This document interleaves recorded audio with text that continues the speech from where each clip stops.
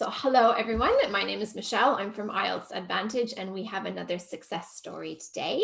We are talking to Shrabani. Hi Shrabani. Hi, ma'am. How are Thank you you doing? for having me. I'm good. Thank you. Can you introduce yourself to everybody? Tell us where you're from, what you do, and what scores you got on your last IELTS test. Mhm. I'm Shrabani Jwardar. I'm from Kolkata. I work as a software engineer and I have over 12 years of experience as a senior business analyst in software industry. Fantastic. And what scores did you get on your recent IELTS test? In my IELTS, I got 8 band and I got 9 in reading, 8.5 in listening, 7 in speaking, and 7 in writing. That's fantastic. You got a 9 in reading. Wow. Thank you, ma'am. Thank you. Was it the first time you had taken the IELTS test? No, actually, this is the fourth time that I taken, but it was second time after I joined IELTS Advantage. And what do you remember what your scores were on your very first IELTS test? Yes, it was not bad in my first IELTS. I scored 8 in listening. I scored 7 in writing, but I scored 6.5 in reading and 6.5 in speaking. So you went from a 6.5 in reading to a 9 in reading. Yes. So it sounds like you were doing a lot of listening and reading on your own to improve your general listening and reading skills. Listening in the sense I didn't do any specific reading books. I just took some reading passage. Like in the IELTS Advantage, there are many test papers available, and those papers have a big passages, and each passage has a big paragraphs. I just took those passages and I had this Howard Berg exercise.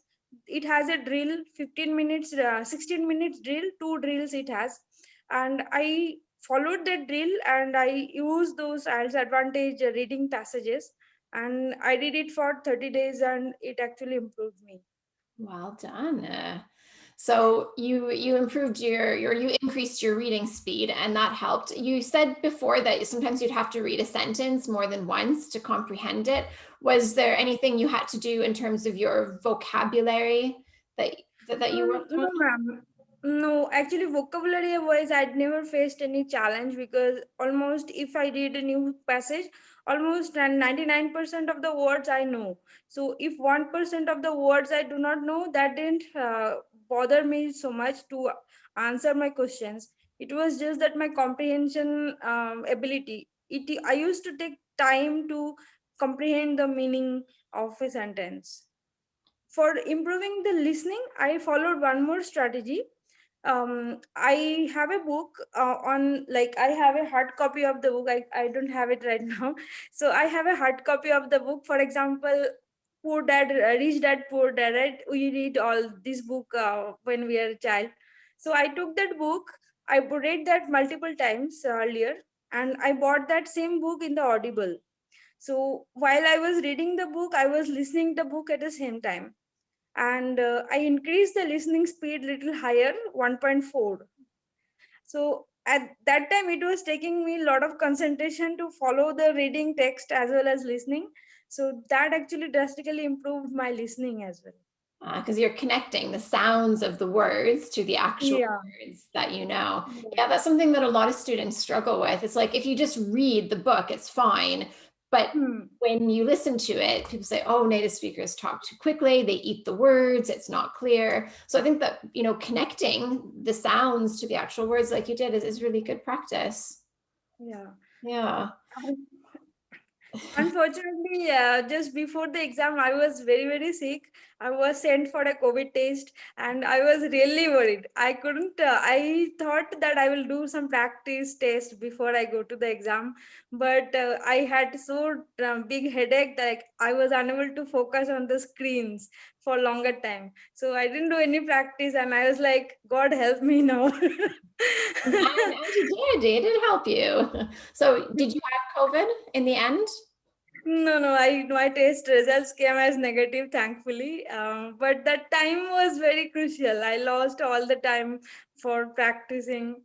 But you actually practiced before, like doing more practice tests might increase your confidence, right before your test, but you were doing the right things in the weeks and the months before your test of really working on improving your reading skills and working on your listening skills. And that's why you were Mm. able to do as well as you Yes, did. It wasn't luck, right? It was hard work and preparation. yes, yes, yes. I totally agree. Yes. Yeah. I would just like to mention here. Earlier, when I used to give the listening test, I when the multiple choice questions comes, I was never able to follow the recording and the reading. But this time, my listening skills improved so much that I was actually able to follow the recording as well as follow the questions. So that time, I realized that that type of practice actually helped me here. Yeah, because a lot of students struggle because they can't read and listen at the same time, Hmm. right? Yeah, that's a good And point. yeah, and in case of IELTS, it's very difficult because it is so much of tension. We are already under pressure, and the test is very lengthy. And the environment when you enter the exam hall, it feels like completely very different, and every all together it makes us feel very worried. So anyway, we are tend to make a lot of mistakes. Yeah, but the more confidence you have in your abilities because of the practice that you've done, probably the easier it is, right? Because you can trust Yeah. yourself. Like, look, I can listen, I understand it. With the reading, you knew 99% of the words. That's fantastic. If you only know 60% of the words, think about how hard that would be. So having a Yeah. good vocabulary is so important. You mentioned a kind of listening question that you struggle with. Can we get your advice on true, false, or yes, no, not given questions in the reading? Because this is something that a lot of students find really difficult. Are there any strategies you learned in the IELTS Advantage course that helped you with these questions? Ye- Yes, ma'am, totally. I would say that all the strategies that I learned from IELTS Advantage, I just blindly followed those strategies. Initially, when I started practicing IELTS, preparing for IELTS, I didn't know those strategies. But after doing the reading course, I got to know the strategies, and it took some time for me to be habituated with the strategies.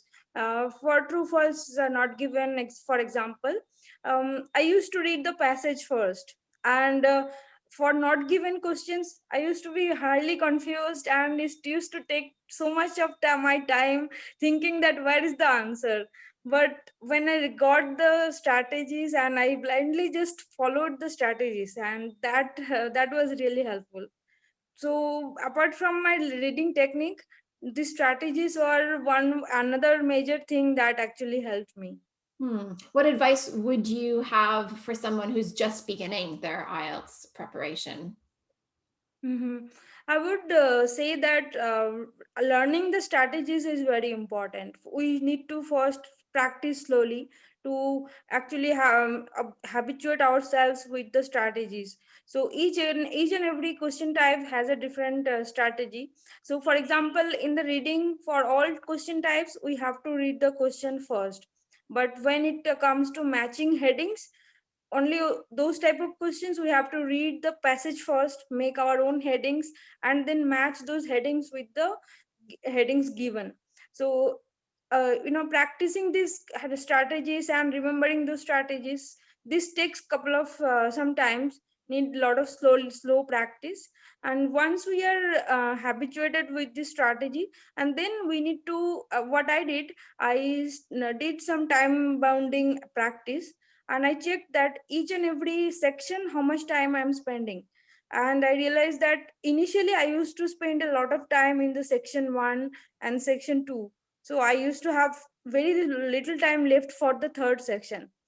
Then I actually reduced my time.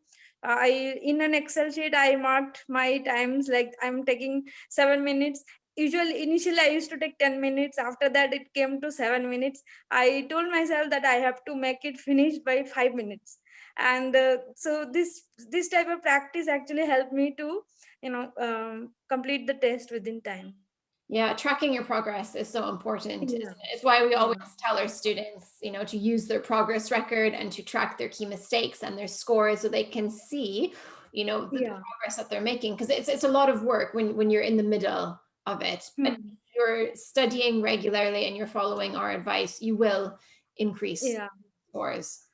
So I'm saying that it takes a lot of focus. When I was working, I was unable to focus on my studies because my job is very demanding, and I have to spend 9 hours for work, and after that, I'm exhausted. Like my brain doesn't work. Mm.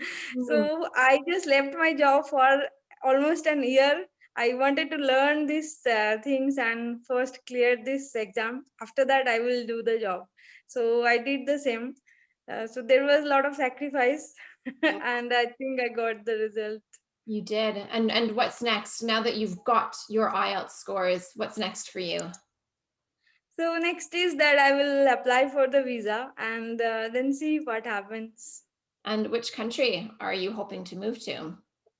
So my plan is for Canada PR visa. So for that reason, I did that, and let's see how it Nice. happens. Yeah. Whereabouts in Canada do you want to move to? So I'm not sure. It depends on the nomination, PNP nomination that I will receive from. So my score is little lower, so that's why I have to depend on the provincial nominations. So that I cannot actually tell right now. Okay. It But depends on the somewhere in Canada. yes. Yeah, excellent. Well, thank you so much for sharing your journey with everybody and for your advice on how others can, improve their IELTS scores. And it's really motivating to hear from someone like you who's been so successful. You did really well. And we Thank are you, ma'am. all the teachers here are very pleased for you. Is there any teacher in particular that helped you a lot in your preparation? Oh, I would say that all the teachers I got feedback was valuable for me, and those actually made a lot of difference. Like on my speaking, I received feedback from Julia ma'am and Suzanne ma'am. So those feedbacks and the suggestions were really helpful for improving my speaking. And in the writing, I got feedback from Damien sir, Jason sir, and yeah. So those feedbacks were really helpful. So correcting my grammars and exactly pointing out how to write the examples and the explanations, and those were very helpful for me. I will tell them you said so. Thank you, ma'am. Thank you so much. All right. Thank you again, Shrabani, and best of luck with your future plans. Thank you, ma'am. Hey, Chris here again. Hopefully you enjoyed that success story video.